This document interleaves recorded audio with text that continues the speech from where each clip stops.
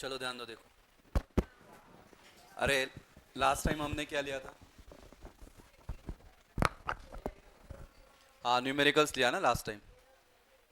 हाँ, एरोप्लेन वाला। वो वो भी हो गया, एक्सरसाइज भी हो गया। कितने लोगों ने सॉल्व किया? दो एग्जाम्पल दिया था मैंने। हाँ, थर्ड वाला। आंसर आया, चेक किया, टैली किया। ठीक है। बाकी लोग करना आहे. तू नव्हतीस काल रविवारी? वेदिका आहे का? वेदिका, येतोय आवाज? होती कधी ऑनलाईनला? मॅथ्सला होती का? ठीक है, चलो ध्यान दो, देखो. एक बार बोलो, three equation of motion. V is equal to u plus a t. S is equal to u t plus half a t square. और third, v square is equal to u square plus two a s. ठीक है. हाँ, मैंने सुबह के batch वालों को बोला है 10 बार लिख के लाना है, फक्त फॉर्मूला. हाँ, एक फॉर्मूला आपको 10 बार लिखना है, म्हणजे असे 30 वेळा तुम्हाला लिहायचं आहे. ये तीन फॉर्मूला आहे ना. संडे के बैच में मैं चेक करूंगा. ठीक है. क्योंकि सकाळी त्यांना विचारलं, किसको बोलते नहीं आया, एक दो लोगों ने ही बताया क्या है फॉर्मूला. तो वो भी आपको लिखना है. रिलेशन बिटवीन क्या है? Velocity and time, displacement and velocity. और थर्ड वाला क्या है? Velocity and displacement. हाँ, तो ऐसा फक्त फॉर्मूला लिहायचा है. ऐसे आपको 10 बार लिखना है. तीन फॉर्मूला 10 बार. ठीक है. हाँ. इसके बाद अभी हमको ये वाला टॉपिक तो आपका एंड हुआ. अभी न्यू टॉपिक हम स्टार्ट कर रहे हैं, that is Newton's law of motion. Total 3 law है. एग्जाम में आपको इसका लॉज पूछते हैं, उसके बाद उसका एग्जाम्पल पूछते हैं. ठीक है. तो वो क्या है, आज मैंने फर्स्ट लॉ पढ़ाया और सेकेंड लॉ का थोड़ा सा स्टेटमेंट बताया. वहाँ तक आज हम कवर करेंगे. ठीक है. मॉर्निंग बैच में मैंने उतना कवर किया. संस्कार काल नव्हता तू? होता काल? कुठे गेलेला?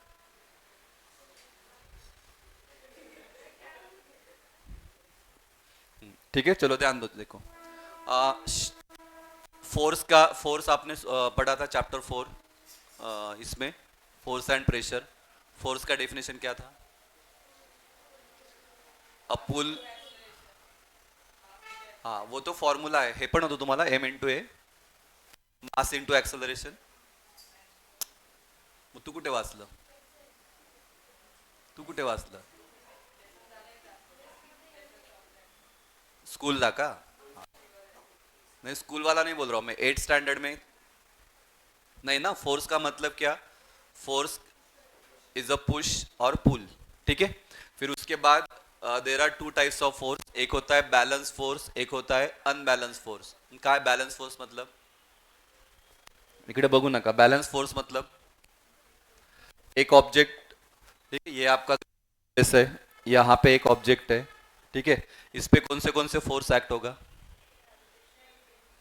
चार टाइप का फोर्स. एक इधर है, एक इधर है, एक इधर है, एक इधर है. ठीक है, बोलो. ये मैं इसको अभी क्या कर रहा हूँ, इधर पुश कर रहा हूँ. पुश कर रहा हूँ या पुल कर रहा हूँ. ठीक है. तो ये मैंने अप्लाई किया. ये एक फोर्स. इधर वाला कौन सा रहेगा इसके अपोजिट में? कौन सा? ये वाला रहेगा फ्रिक्शनल फोर्स. बराबर ना, फ्रिक्शनल फोर्स. ये वाला जो बोला आपने ग्रेविटी वाला. ठीक है. ये वाला क्या रहेगा? ये जो एक बॉक्स है, ये बॉक्स भी क्या करेगा, अगर ग्रेविटी उसको नीचे खींच रहा है तो बॉक्स क्या करेगा, उसको उल्टा फोर्स लगाएगा. उसको हम बोलते हैं रिएक्शन फोर्स. हाँ, उसको हम बोलेंगे रिएक्शन फोर्स. तो ये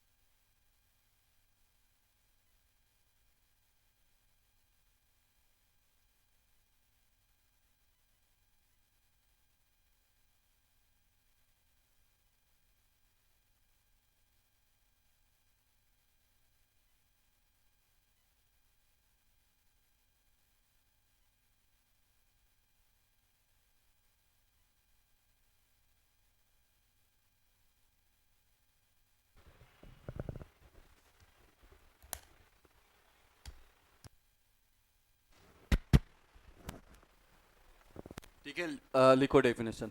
balance forces are forces of, लिख लिया। Balance forces are forces of equal magnitude but are opposite in direction. Equal magnitude का मतलब क्या? मैग्नीट्यूड का मतलब होता है वैल्यू। ठीक है, तो अगर एक का +5 तो उसका क्या रहेगा -5। अगर ऊपर वाला +10 है तो नीचे क्या रहेगा -10। तो that force is called as balance force. Unbalance में क्या लिखोगे? सिर्फ इक्वल की जगह क्या लिखना है आपको? अनइक्वल लिखो। Unbalance forces are forces of unequal magnitude but are opposite in direction.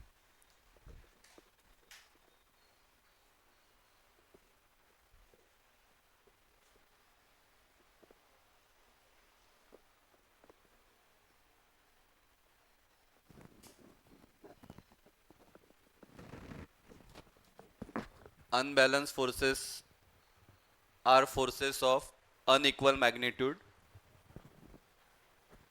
but are opposite in direction. ठीक है, तो अनबैलेंस फोर्स की वजह से ऑब्जेक्ट का क्या होगा? अभी मूवमेंट होगा। ठीक है, तो ये वाला भी लिखना statement.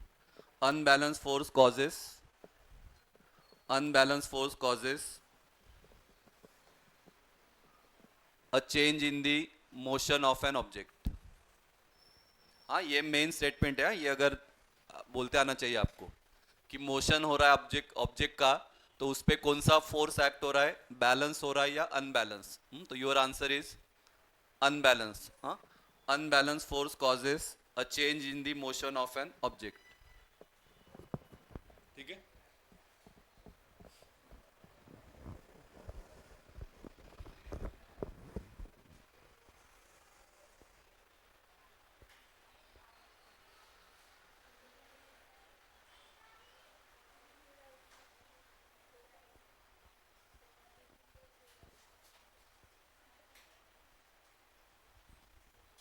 Unbalance force causes a change in the motion of an object. ठीक है, चलो ध्यान दो अभी, चलो ध्यान। नेक्स्ट अभी हमको पढ़ना है Newton's first law of motion. उसके पहले हमको देखना है what is mean by inertia. Newton's first law of motion को ही हम बोलते हैं लॉ ऑफ इनर्शिया। ऐकलाय का शब्द, सुना है?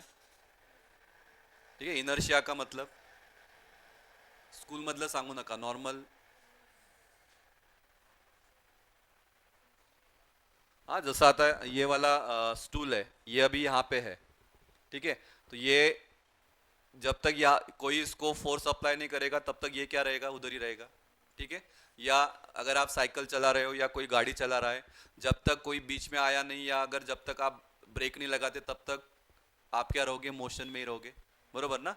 कि वह फैन है तो फैन आपका घूम रहा है, तो जब तक आप वो स्विच ऑफ नहीं करोगे फैन क्या रहेगा? आपका घूमता ही रहेगा। बराबर। तो जब कोई ऑब्जेक्ट जो रेस्ट के पोजीशन में है तो वो रेस्ट में ही रहेगा। कोई ऑब्जेक्ट अगर मोशन में है तो क्या रहेगा? मोशन में ही रहेगा। तो ये जो टेंडेंसी है, that tendency is called as inertia. उसको हम बोलते हैं इनर्शिया। ठीक है, so if an object is at rest it remains at rest, if it is in motion it remains in motion. This tendency is called as inertia. जसं तुम्ही for example जर TV बघायला बसला, जोपर्यंत आई किंवा बाबा ओरडत नाही तोपर्यंत आप टीव्ही देखते रहोगे। हाँ, मग 2 तास 3 तास 4 तास, हाँ, जोपर्यंत ते ओरडत नाही तोपर्यंत तुम्ही बघतच बसाल। बराबर, तर ते ओरडत नाही म्हणजे वो क्या हो गया? फोर्स हो गया। ठीक है, तो जब तक कोई फोर्स एक्ट नहीं होता, अगर आप मोशन में तो क्या रहोगे? मोशन में रहोगे। अगर आप रेस्ट पोजीशन में तो कहाँ पे रहोगे? रेस्ट पोजीशन पे रहोगे। तो ये कंडीशन को क्या बोलते हैं हम? इनर्शिया। ठीक है, तो लिखो डेफिनेशन इनर्शिया। ये तो समझता है वेदिका? वेदिका समझता है? हो सर, समजते.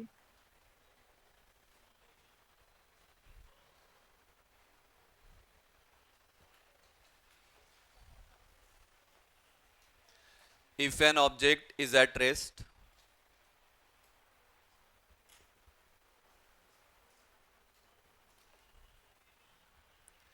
if an object is at rest, it remains at rest.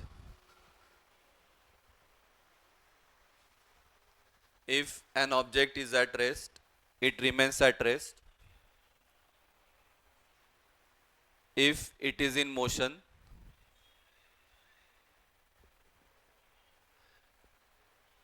if it is in motion, it remains in motion,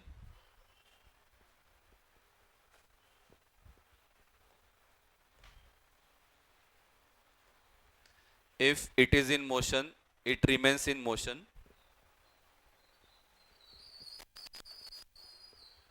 This tendency is called as this tendency is called as inertia.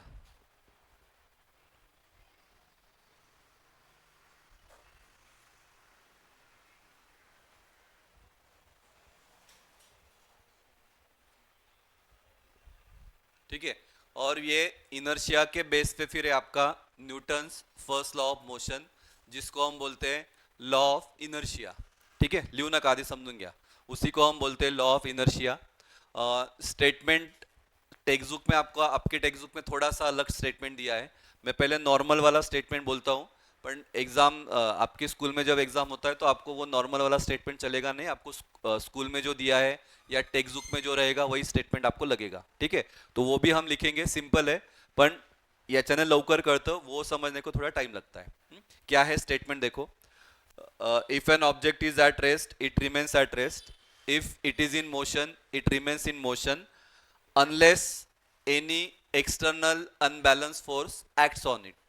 जब तक कोई बाहर का unbalance force उस पर act नहीं होगा तो ऑब्जेक्ट अगर मोशन में है तो मोशन में रहेगा, अगर वो रेस्ट में है तो क्या रहेगा, रेस्ट में रहेगा.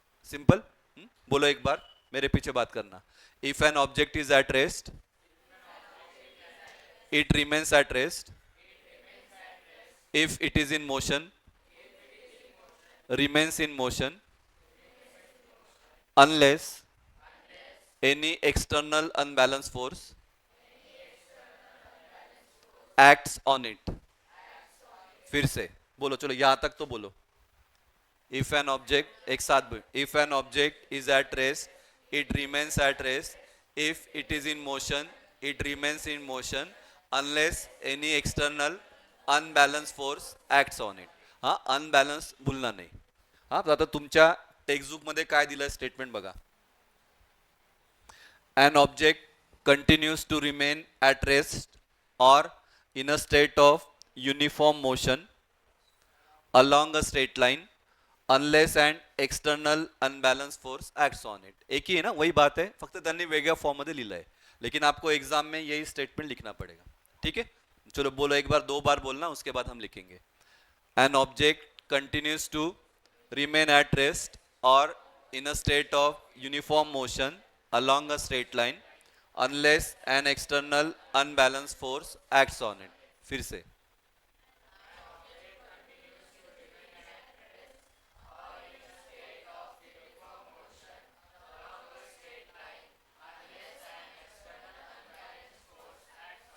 और इसी को क्या बोलते हैं हम, Newton's first law of motion का ही दूसरा नाम क्या है, लॉ ऑफ इनर्शिया. ये भी आपको याद रखना पड़ेगा. हो सकता है मतलब बहुत से स्टूडेंट को फर्स्ट लॉ ऑफ मोशन याद रहता है लेकिन उसी को law of motion, law of inertia बोलते ये याद नहीं रहता. हाँ, तो हे लक्षात ठेवा. ठीक है, लिख लो चलो. ठीक है, वेदिका, वेदिका ओके का. हाँ. हो सर. हाँ लिखो बेटा, चलो.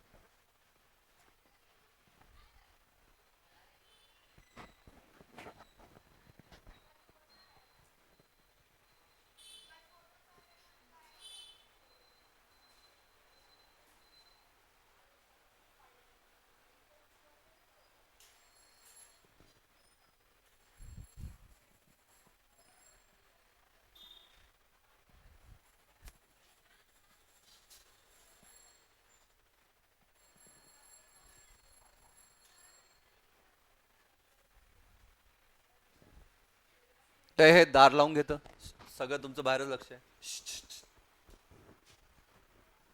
दार लावून घे. तू कोण? फर्स्ट डे आहे का तुझा? कितवी? ऑफिस तिकडे आहे.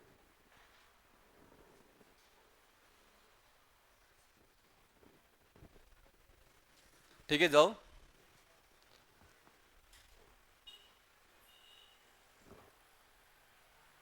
ऐ ते सगळे तुमच्याकडे बघतात.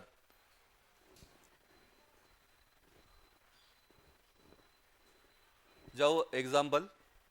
चलो एग्जाम्पल लिखो. एक एक एग्जाम्पल समझाता हूँ. देखो पहला एग्जाम्पल लिया. The jerk when a vehicle start. केले का गाडी तर तुम्ही अजून चालवत नसाल हां, लेकिन पप्पा या किसी को पूछते चालवतात. चालवतात टू व्हीलर चालवतात. तो देख हाँ संडे ला का. तो देखो गाड़ी अभी रेस्ट पोजीशन में है. जब डायरेक्ट आपण एक्सेलरेटर स्टार्ट केलं ठीक है तो थोड़ा सा जर्क बैठता है. ठीक है किंवा मध्ये ब्रेक्स लावले तो जर्क बैठता है. तो वो किसके वजह से? तो अगर हम चल रहे तो वो मोशन वाला स्टेट है. तो मोशन का स्टेट है मतलब वो कौन सा हो गया? इनर्शिया. आणि मध्येच मी काय केलं? ब्रेक लावला.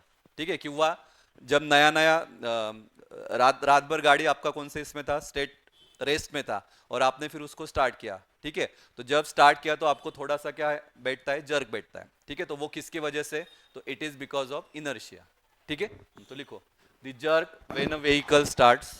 पहला लिखो the jerk when a vehicle start.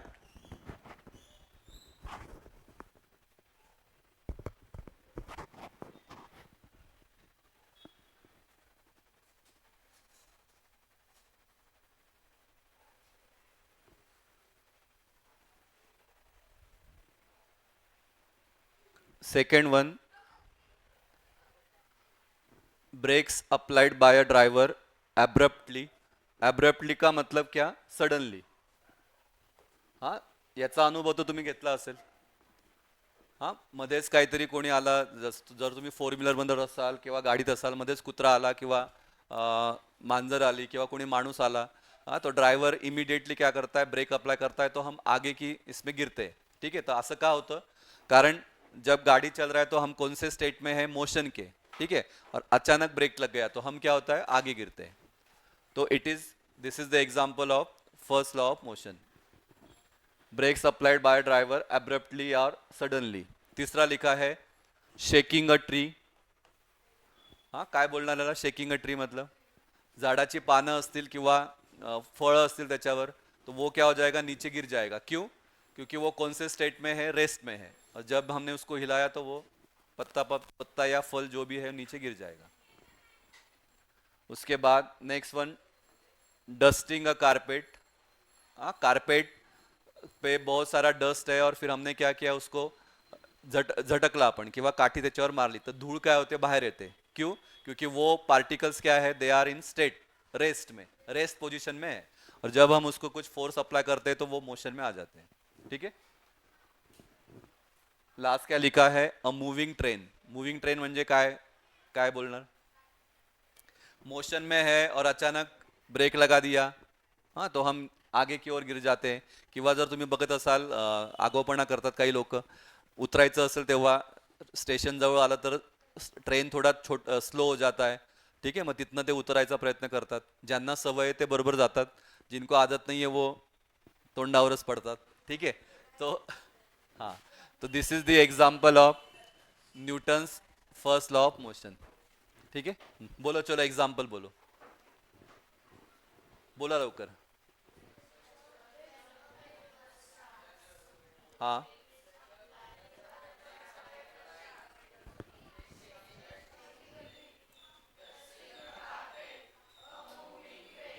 परत एकदा.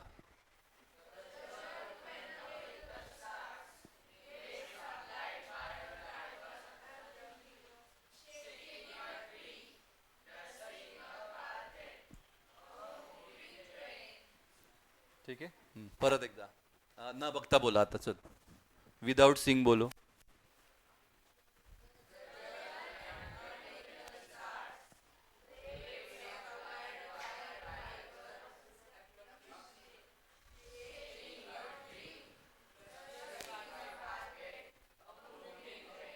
ठीक है, लिखते आएगा ना एग्जाम में पूछा तो। हाँ कल कल कौन नहीं था, कितने लोग एब्सेंट थे कल? एक दोन. तू पण नव्हता ना काल? का तुझा पहिला दिवस आहे, फर्स्ट डे आहे? तुझं कुठली शाळा आहे तुझं बेटा? तू तुझे एकाच याच्यात आहे का? हाँ, ठीक है. हाँ तो संडे को मैंने टेस्ट बोला है. हाँ कल भी बताया था, शायद कल बताया था, आज परत सांगतो. नेक्स्ट संडे आपका टेस्ट रहेगा. ठीक है, पहला ही जितना पढ़ाया मैंने आज तक, जितना पढ़ाया उतना. ठीक है, Newton's first law of motion तक रहेगा, सेकंड का नहीं रहेगा. Newton's first law of motion तक जितना पढ़ाया, एग्जाम्पल वो. हाँ न्यू स्टूडेंट पॉसिबल हुआ तो देना, नाही तर मग नंतर मी तुम्हाला शिकवेलच. ठीक है बेटा. चलो ध्यान दो. अभी देखो, अभी हमको देखना है Newton's second law of motion, जिसी को हम बोलते हैं लॉ ऑफ मोमेंटम. तो उसके लिए आपको पहले पता होना चाहिए what is mean bye momentum. Momentum म्हणजे काय. ठीक आहे, तो ध्यान दो. देखो हाँ दोन एक्झाम्पल बघू आणि मग मोमेंटम काय ते बघू. एक एक लिया मैंने टेनिस बॉल, एक लिया मैंने क्रिकेट बॉल. ठीक है, टेनिस बॉल का मास और क्रिकेट बॉल का मास, किसका मास ज्यादा रहेगा? क्रिकेट बॉल का मास ज्यादा रहेगा. हाँ तो मैं यहाँ पे एरो ऊपर दिखाता हूँ, इसका मास क्या रहेगा? कम. तो एरो में नीचे दिखाया. ठीक है, अभी मैंने क्या किया, टेनिस बॉल को सेम वेलोसिटी से फेंका, क्रिकेट बॉल को भी क्या किया, सेम वेलोसिटी से फेंका. ठीक है, तो अगर मुझे अभी उसको क्या करना है, रोकना है, तो रोकने के लिए कहाँ पे ज्यादा फोर्स लगेगा? क्रिकेट बॉल को रोकने के लिए ज्यादा फोर्स लगेगा या टेनिस बॉल को रोकने के लिए? Cricket ball. तो इसका मतलब क्या, force is directly proportional to mass. बराबर ना. तो जितना ज्यादा मास रहेगा उतना क्या रहेगा, फोर्स ज्यादा लगेगा. हे कळलं? ठीक है, अभी सेकेंड आते हैं. मैं अभी दोनों क्या लेता हूं, टेनिस बॉल, या दोनों में क्रिकेट भी ले सकता हूं. हाँ टेनिस बॉल लिया, अभी यहाँ पे दोनों का मास क्या है, सेम है. मास सेम, मास सेम या मास कांस्टेंट है. हाँ अभी मैं क्या कर रहा हूं, इसको 1 नाम दिया, 2 नाम दिया. इसका वेलोसिटी, इसको ज्यादा वेलोसिटी से फेंकूंगा, इसको क्या करूंगा मैं, कम वेलोसिटी से फेंकूंगा. ठीक है, तो कौन सा इसमें फोर्स ज्यादा लगेगा, इसमें ज्यादा लगेगा या इसमें ज्यादा लगेगा?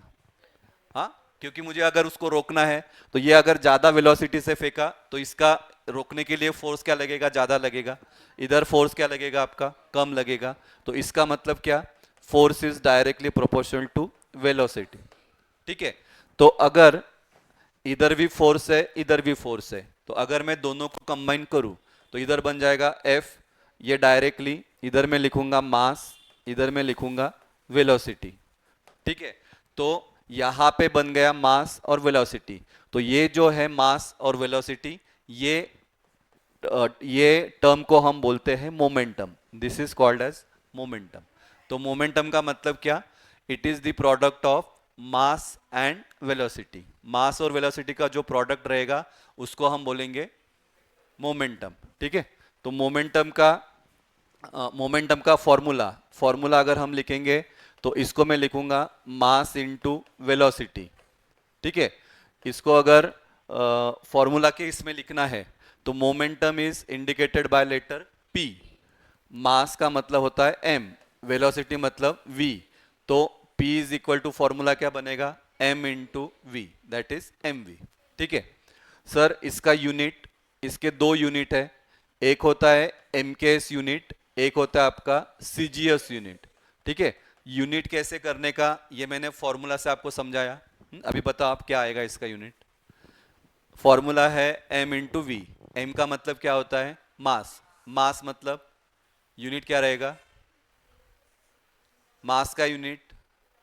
वजन कशात मोजतो, ग्राम आणि किलोग्राम. तो यहां पे मैं लिखूंगा kg.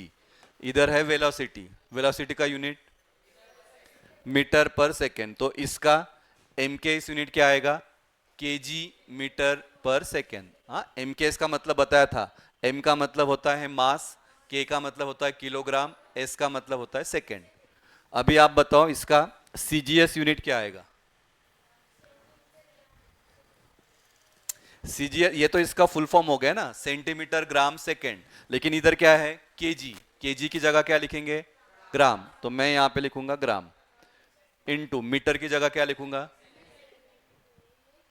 मीटर या सेंटीमीटर, सेंटीमीटर, तो मैं यहां पे लिखूंगा सेंटीमीटर। और सेकेंड, सेकेंड, सेकेंड देखो ना, एस है तो इधर क्या है, एस है, इधर किलो है तो इधर क्या है, ग्राम, तो किलो की जगह क्या लिखा, ग्राम, इधर मीटर है तो इधर क्या है, सेंटीमीटर, तो मीटर की जगह क्या लिखा, सेंटीमीटर, तो इसका यूनिट क्या आएगा, ग्राम सेंटीमीटर अपॉन सेकेंड। ठीक है, कल लिखो, चलो ये वाला लिखो, यहां से लिखो, कर्ल का वेदिका, वेदिका कर्ल का,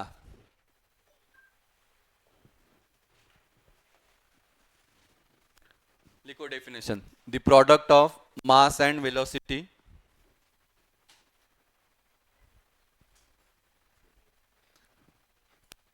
the product of mass and velocity of an object, the product of mass and velocity of an object is called its momentum, is called its momentum.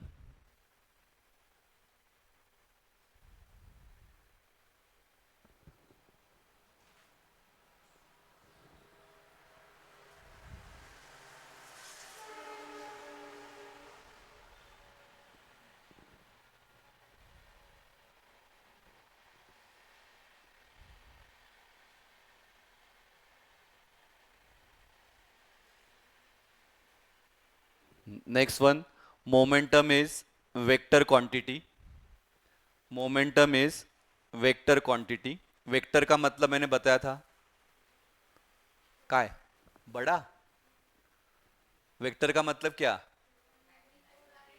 हाँ, मैग्नीट्यूड एंड डायरेक्शन, स्केलर का मतलब only magnitude, vector का मतलब magnitude as well as direction, तो momentum is vector quantity.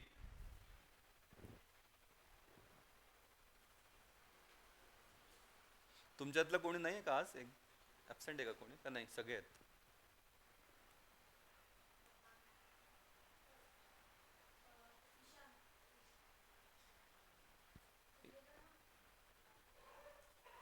काय नाही आहे, आज नाही आहे का तो,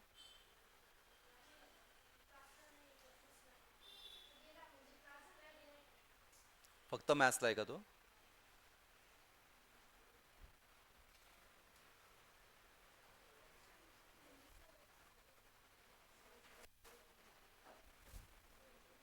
हाँ, तो momentum is equal to mass into velocity, formula लिखो, P is equal to M into V,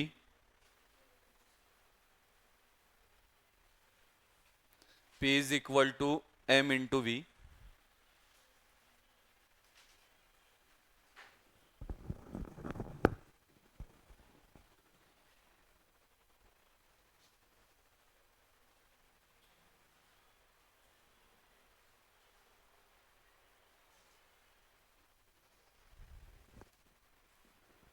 लिख लिया, एम के एस यूनिट,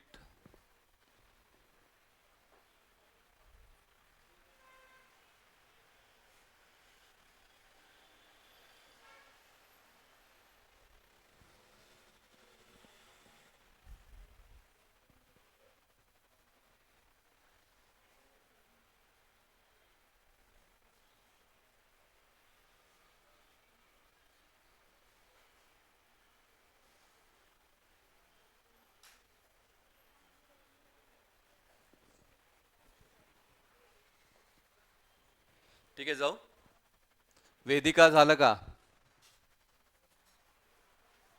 हो ठीक है, सर झालं.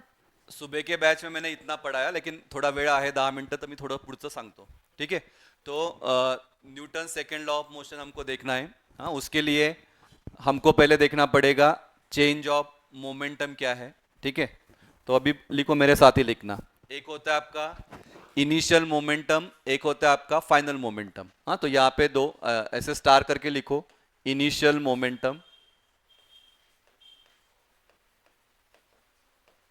इज इक्वल टू क्या आएगा, आपने ही बोलना, दूसरा लिखा फाइनल मोमेंटम, और फिर मैं इधर लिखूंगा चेंज इन मोमेंटम,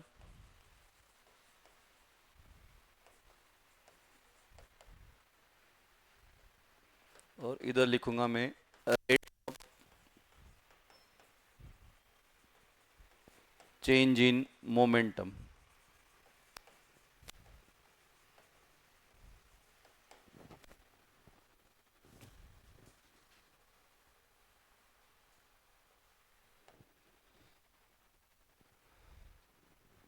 चलो, मोमेंटम का मतलब क्या बताया, फॉर्मूला क्या बोला, M into V, M into V, ठीक है। हाँ, तो मोमेंटम इधर भी लिख रहा हूं मैं एम, इधर भी लिख रहा हूं मैं एम। आता फरक कुठे आहे बघा, इधर लिखा है हमने इनिशियल, इधर लिखा है हमने फाइनल। इनिशियल मतलब इनिशियल वेलोसिटी, इनिशियल वेलोसिटी का सिंबल क्या है, यू, तो मैं यहाँ पे क्या लिखूंगा, एम यू। इधर है फाइनल, फाइनल वेलोसिटी का सिंबल वी, तो मैं यहाँ पे लिखूंगा वी, ठीक है। चेंज का मतलब क्या होता है देखो, हाँ, चेंज का मतलब अगर फाइनल मोमेंटम है 30, स्टार्टिंग का मोमेंटम है मेरा 10, तो चेंज कितना है 20। कैसे निकाला, 30 माइनस 10 इज इक्वल टू कितना आएगा आंसर, 20, बराबर। तो change in momentum, change in momentum कैसे निकालते हैं, in final momentum minus initial momentum. Final momentum का फॉर्मूला एम वी माइनस इधर क्या रहेगा, एम यू। उसके बाद इधर एम है, एम है, कॉमन क्या आएगा, एम, तो मैंने एम कॉमन निकाला, ब्रैकेट में क्या लिखोगे, हाँ एम गेला v, minus sign as it is, हाँ एम गेला, इधर रहेगा यू, तो change in momentum m in bracket we minus you. और last part, rate of change in momentum. हाँ, रेट का मतलब होता है विथ रिस्पेक्ट टू टाइम, याद रखो क्या, रेट का मतलब क्या होता है, विथ रिस्पेक्ट टू टाइम। तो मैं यहाँ पे लिखूंगा M V minus U upon, rate बोला है तो विथ रिस्पेक्ट टू टाइम मतलब क्या लिखूंगा, टी, ठीक है। तो rate of change in momentum equal to M in bracket we minus U upon T. तो ये फॉर्मूला हमको न्यूटन सेकंड लॉ में लगेगा। आता फक्त लिहा, अभी 2-3 बार रीड करेंगे, नेक्स्ट लेक्चर में मध्ये बघू। हाँ बोल बेटा, ठीक है, लिखो चलो, कळलंय वेदिका, हो सर, कळालं.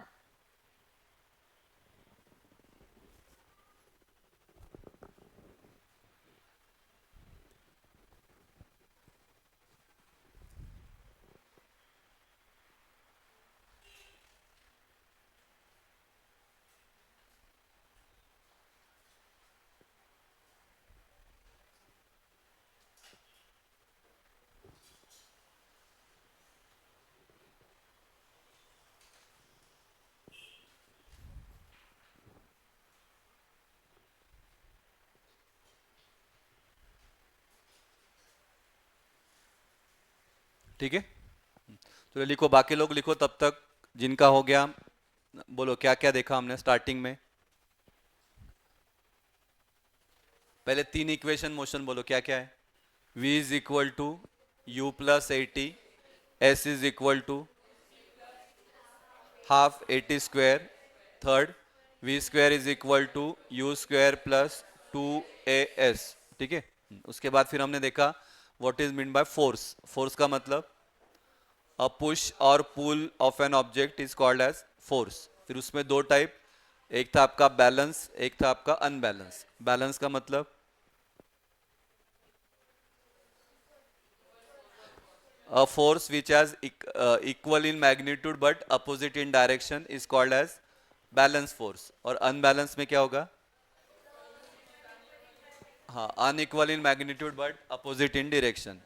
कौन से फोर्स की वजह से ऑब्जेक्ट मूव होता है, बैलेंस क्या अनबैलेंस, हाँ, unbalance force causes object to move या इन मोशन। उसके बाद फिर हमने देखा inertia, what is mean by inertia,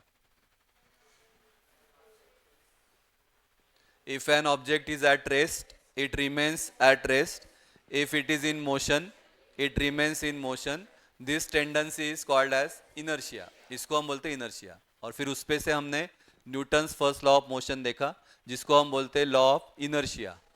काय होता, तो त्याच्यातलं सांगायचं, देख के बोलो क्या था, if an object continues to remain at rest or in uniform motion along a straight line unless an external unbalanced force acts on it. उसके एग्जाम्पल न बघता सांगा. Shaking a tree, moving train, dusting carpet.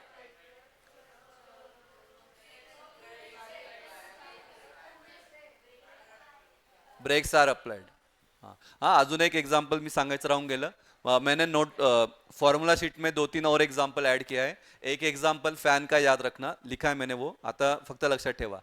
हाँ, जब हम fan start है उसके बाद अभी जब मैंने स्विच बंद कर दिया तो स्विच बंद करने के बाद इमीडिएटली फैन बंद होना चाहिए, लेकिन वो बंद नहीं होता है. वो थोड़ा सा क्या लेता है, टाइम लेता है. बराबर. तो वो टाइम क्यों ले रहा है? क्योंकि वो कौन से स्टेट में था, मोशन केस में था. तो वो घूम रहा है घूम रहा है घूम रहा है, और जब पूरा वो घूमना मतलब घूमना उसका बंद हो जाएगा, मतलब वो कौन से स्टेट में आ जाएगा, रेस्ट में. तो ये भी एग्जाम्पल है फर्स्ट लॉ ऑफ इनर्शिया. ठीक है. उसके बाद फिर हमने लिया मोमेंटम. मोमेंटम का formula P is equal to m into V. हाँ, डेफिनेशन क्या बोलोगे? It is the product of mass and velocity of an object. उसका यूनिट 2 यूनिट है. M K S unit. M K S कौन सा? Kg metre पर second. CGS gram centimetre पर second. ठीक है. फिर हमने ये वाला देखा, इनिशियल मोमेंटम को कैसे डिनोट करोगे? M you. फाइनल को कैसे डिनोट करोगे? M V. Change in momentum क्या होगा? M V minus M U. उसमें से एम को कॉमन लिया तो ब्रैकेट में क्या आएगा? V minus you. और उसको फिर हमने लगा दिया rate of change in momentum. तो रेट है मतलब क्या रहता है? With respect to time. तो नीचे क्या आ जाएगा? टी. ठीक है. तो M V minus U upon T. ठीक है, चलेगा. ठीक है बेटा. वेदिका, वेदिका ओके.